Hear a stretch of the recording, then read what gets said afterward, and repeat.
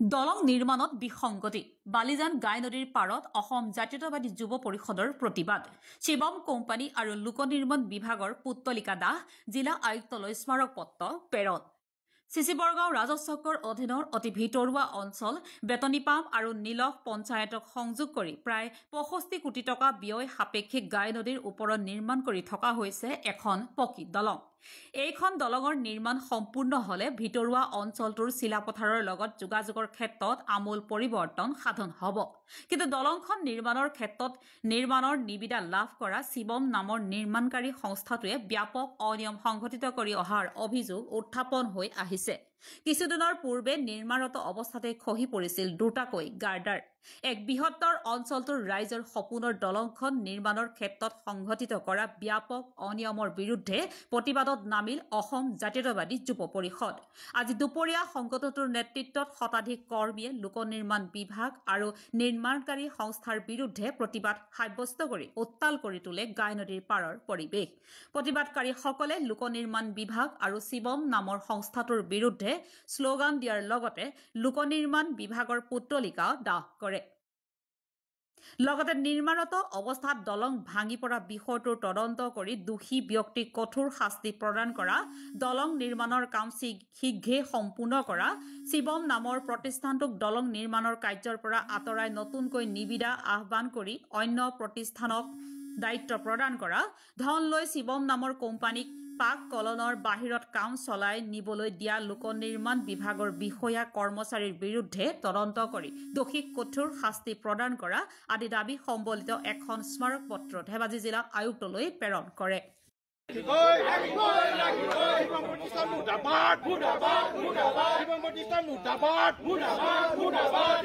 বেতনীপাম আৰু নীলখ পঞ্চায়তৰ অন্তৰ্গত গাই নৈৰ ওপৰত যি দলং নিৰ্মাণ কৰি আছে সেই দলংখন যিহেতু দল সংগঠন আৰু স্থানীয় ৰাইজৰ বিপুল দাবীত অসম চৰকাৰে লোক নিৰ্মাণ জোনাই সংবন্ধনৰ পথ যি আছে তেখেতলোকক দায়িত্ব দিছিলে আৰু সেইমতে যি শিৱম নামৰ প্ৰতিষ্ঠানে কামৰ নিবিদা লাভ কৰিছিলে আৰু যেতিয়াৰ পৰা তেখেতলোকে কামৰ অগ্ৰগতি লৈছে সেই সময়ৰ পৰা কিন্তু তেওঁলোকৰ বিৰুদ্ধে বিভিন্ন ধৰণৰ অভিযোগ উত্থাপিত হৈ আহিছে আৰু বিশেষকৈ তেখেতলোকে কাম কৰোঁতে লেহেমীয়া গতিৰে কাম কৰা অভিযোগ আছে আৰু তাৰ সমান্তৰালকৈ প্ৰাক কলনৰ মতে তেওঁলোকে কাম নকৰা অভিযোগ আছে আৰু দুখৰ বিষয় যে যি সময়ত লোক নিৰ্মাণ পথৰ সংমণ্ডলৰ অভিযন্তাক এই বিষয়ে অৱগত কৰে স্থানীয় ৰাইজে সেই সময়ত কিন্তু সেই লোক নিৰ্মাণ বিভাগ পথৰ যিসকল বিষয় কৰ্মচাৰী আছে তেখেতলোকে কিন্তু ইয়াৰ ওপৰত কোনো ধৰণৰ ব্যৱস্থা গ্ৰহণ নকৰি তেওঁলোকে গায়া মন্তব্য প্ৰকাশ কৰে আৰু সেই কথা সত্য প্ৰমাণিত হ'ল সেইদিনা যেতিয়াই খুঁটাসমূহ নিৰ্মাণ সম্পূৰ্ণ হ'ল তাৰ পাছত যিসমূহ গাদাৰ তেওঁলোকে সংস্থাপন কৰিছিলে সেই গাদাৰসমূহ সেই খুঁটাৰ পৰা পৰি ভাঙি গ'ল আৰু লগে লগে তেওঁলোকে পুতি থলে কিন্তু এটা ডাঙৰ প্ৰশ্ন অৱতাৰণ কৰিলে কি কাৰণে তেখেতলোকে লোকচক্ষুৰ পৰা সেই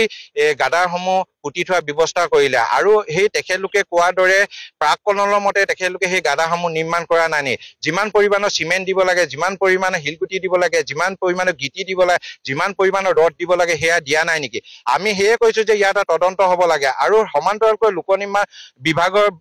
যি অভিযন্তা আছে আৰু আমি আয়ুক্ত মহোদয়ক এই বিষয়ে 20 নৱেম্বৰ 20 তাৰিখে অৱগত কৰিছিলো আৰু লোক নিৰ্মাণ বিভাগৰ যি অভিযন্তাক অৱগত কৰাৰ পিছত কিন্তু তেখেতে গায়া মন্তব্য দিয়া দেখিলো আৰু তেখেতে এই যি শিৱম নামৰ প্ৰতিষ্ঠান আছে শিৱম নামৰ প্ৰতিষ্ঠানক ক্লিন চিট দিয়া আমি দেখিবলৈ পালো সেয়ে আমি কৈছো যে এই দলংখনৰ গাদাসমূহ কি কাৰণে